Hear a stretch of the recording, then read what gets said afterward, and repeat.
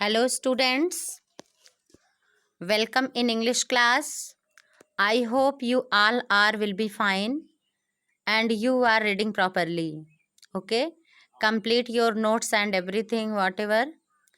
And today I will start your second chapter, The Lost Spring. Next is paragraph from here. After months of knowing him here. Okay? After months of knowing him, I asked his name, Sahbe Alam. Okay, he announces. It means the name of the boy who was rag pickers, whose name was Sahbe Alam. He does not know what it means, लेकिन वो नहीं जानता था कि साहबे आलम का मतलब क्या है. If he knew its meaning, Lord of the universe, इसका मतलब होता है पूरे ब्रह्मांड का मालिक, Lord of the universe. He would have a hard time believing it.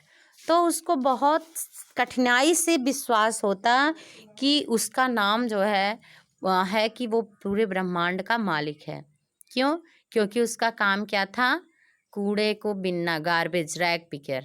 Okay, so unaware of what his name represents, he don't know what is presented by his name. He roams the street with his friends. Roams means wandered, means वो गलियों में घूमता था अपने मित्रों के साथ. An army of barefoot boys means एक झुंड बनाकर एक सेना थी उसके साथ, जो नंगे पांव बच्चे जो है इधर से उधर टहलते थे, रैग पिकिंग का काम करते थे. Who appear like the morning birds and disappear at noon. जो जैसे सुबह चिड़ियाँ चारों तरफ चहचहाती हैं लेकिन दोपहर में गायब हो जाती हैं, वैसे वो बच्चे सुबह होते ही गलियों में फैल जाते थे कूड़ा बिनने के लिए, उठाने के लिए, और दोपहर में गायब हो जाते थे. Over the months I have come to recognise each of them. और महीनों में मैंने सबको पहचान लिया था. The author is saying, why are not you wearing chappals, I ask one. एक दिन एनिस जंग ने पूछा कि तुम चप्पल क्यों नहीं पहनते. उसने क्या रिप्लाई किया? My mother did not bring them down from the self. वो बताता है कि मेरी माँ अलमारी से नीचे उतारती ही नहीं है मेरे चप्पलों को. ही आंसर सिंपली, बहुत ही सज्जनता से उसने बताया. Even if she did he will throw them off, adds another who is wearing shoes that do not match. और वो सोचती है कि मैं कहीं पर फेंक दूंगा, चप्पल उतार दूंगी. तो उसकी मदर सोचती है. और एक ने कुछ ने शूज़ पहने थे लेकिन वो मैच के नहीं थे. एक पैर में दूसरे रंग का है और दूसरे पैर में दूसरे रंग का शूज़ पहन रखा था. When I comment on it, he shove his feet and says nothing. जब उसने थ्रेस ने कमेंट किया तो उसने अपने पैरों की तरफ देखा लेकिन कुछ नहीं कहा. I want shoes, says A third boy. But a third boy says, I want shoes. Who has never owned a pair all his life. But he was unable to purchase a pair of shoes his whole life. Traveling across the country, I have seen children walking barefoot.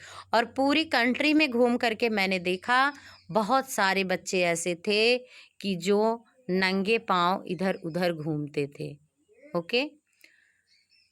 In cities on village roads, it is not lack of money but a tradition to stay barefoot.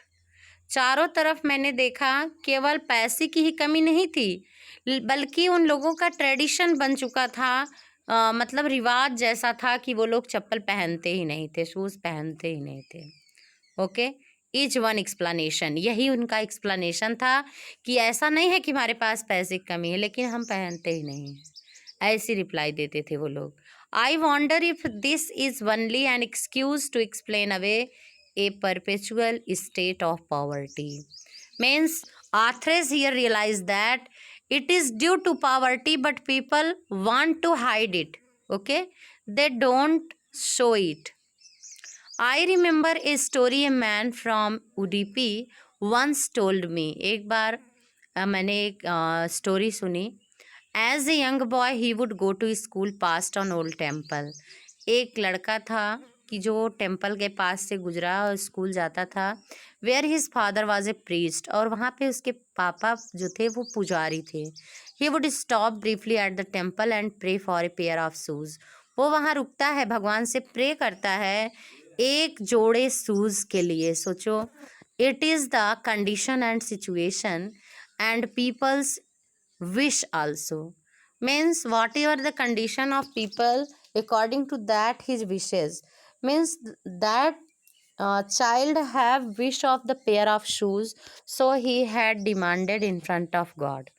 Okay, 30 years later I visited his town and the temple, which was now drowned in an air of, means Arthurs reached there again. She was saying that she had gone there, which was now drowned in an air of desolation. Drowned means lost, डूबा हुआ, and डिजोलेशन means loneliness, जो कि अब एकदम निर्जनता में डूबा हुआ था। In the back yard where lived a new priest, और पीछे की तरफ एक नया पुजारी रहता था। There were red and white plastic painting and through his school bag on a folding bed looking at the boy. I finally got a pair of shoes. Let me never lose them. The goddess had granted his prayer. Okay, it means the child who had demanded that pair of shoes, who got, उसने देखा कि जो रोज प्रार्थना करता था shoes के लिए, उसको जूते मिल गए। ओके, और फिर उसने ये भी बताया कि मुझे वह प्रार्थना याद आई जो एक लड़के ने भगवान के सामने की थी, वो उसको मिल गई। ओके, और उसने कहा कि उन जूतों को कभी खोना मत। देवी ने उसकी प्रार्थना स्वीकार कर ली है। ठीक है, and then you know the goddess has granted his prayer. Young boy like the son of priest now wore shoes. और वो छोटा बच्चा जो है वो पुजारी का लड़का था, जो कि अब जूते पहनने लगे हैं, उनको जूते मिल गए। Okay, but you know, many others like the rag pickers in my neighborhood remain shoeless. लेकिन मेरे जो पड़ोस में बहुत सारे रैग पिकर्स थे, कूड़ा बिनने वाले, वो अब भी बिना जूते के रहते हैं, remain shoeless. Okay, my acquaintance with the barefoot rag pickers leads me to Simapuri, a place on periphery of Delhi, 8 miles away from it. Metaphorically, those who live here are squatters who came from Bangladesh back in 1971. Acquaintance means होता है introduction, परिचय, पहचान। Periphery means edge, किनारा। Metaphorically, not in really but in metaphor, रूपक के रूप में। Metaphor, it is figure of speech. Squatters means अनधिकृत निवासी, people who live in a place without permission. Okay, and started means कहते हैं कि कुछ मेरी पहचान के माई एक्वेंटेंस कुछ ऐसे भी हैं, सीमापुरी ले जाते हैं, एक स्थान है वहाँ पे जो दिल्ली के किनारे बसा है। ओके, तो वहाँ पे अनधिकृत निवासी हैं कि जो वैसे ही रहते हैं। Saheb's family is among them, उसमें से एक साहेब आलम की भी फैमिली है। Seemapuri was then a wilderness means, note down, वह क्षेत्र जिसकी देखभाल नहीं की जा सकती। Okay, the place which is not looked after and where there are no buildings, ऐसी जगह पे। It still is but it is no longer empty, वो वहाँ पे है लेकिन खाली नहीं पड़ी है। इन स्ट्रक्चर्स ऑफ मड, वहाँ पे दीवारें हैं मिट्टी की। विथ रूफ्स टिन, पतरे की छतें हैं। And tarpaulin, devoid of sewage drains of running water.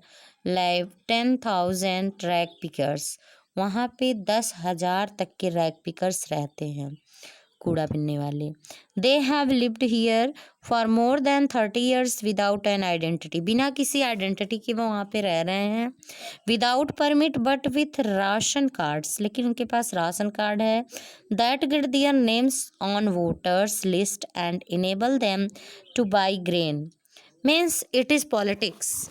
Politics में क्या रहता है कि बहुत से गरीब हैं, उनके पास कुछ नहीं रहेगा, लेकिन राशन कार्ड और वोटर आईडी ज़रूर रहेगी, और वहाँ पे लीडर्स अपनी सिंपैथी दिखाने के लिए उनको ग्रेन्स प्रोवाइड करवाते हैं अपना वोट बढ़ाने के लिए। ओके, इससे ज़्यादा डेवलपमेंट उनका नहीं होता है। Food is more important for survival than identity, उनके लिए आइडेंटिटी से ज़्यादा क्या इम्पॉर्टेंट है? Food. If at the end of the day we can feed our family and go to bed an aching stomach, we would rather live here than in the fields that gave us no grains. Okay, means the peoples were saying that means जिंदा रहने के लिए पहचान से अधिक भोजन की ज़रूरत है। अगर दिन ढलने पर उनको अपने परिवार को खाना दे सकें और बिना पेट दर्द के सो सकें, तो उन खेतों के स्थान पर उनसे कोई अनाज नहीं मिलता और वहाँ पे रहना अधिक पसंद करेंगे। ओके, और वहाँ की जो वुमेन्स हैं, whatever condition, you know the womens से a group of women in tattered saris. Tattered means फटी पुरानी साड़ी पहने हुए औरतें हैं। When I ask them why they left their beautiful land of green field and rivers, जब उसने पूछा कि आपकी जो ग्रीन फील्ड्स थे, आपके यहाँ रिवर्स थी, वहाँ पे छोड़ के क्यों चले आए? Wherever they find food, जहाँ पे वो उनको खाना मिलता। They pitch their tents that become transit home, children grow up in them becoming partners in survival, and survival in Simapuri means rag picking. Through the years it has acquired the proportion of a fine art. Garbage to them is gold. Means उन लोगों ने बताया कि garbage उनके लिए सोने के समान है, गोल्ड के समान, क्योंकि उनको कभी कभी उस गार्बेज में सोने के कण, कुछ ज्वेलर्स के टुकड़े कुछ मिल जाते हैं। It is their daily bread, और इसी से उनका रोजाना रोजी रोटी चलता है। A roof over their heads even if it is a leaking roof, उनके सर के ऊपर छत भी है, लेकिन वो लीकेज है, वो लीक करता है, पानी गिरता है उसमें। But for a child it is even more, लेकिन कहते हैं कि ये एक बालक के लिए ये बहुत अधिक है। Okay, that's it for today. You students read it and write difficult words meaning. Okay, thanks. Thank you class.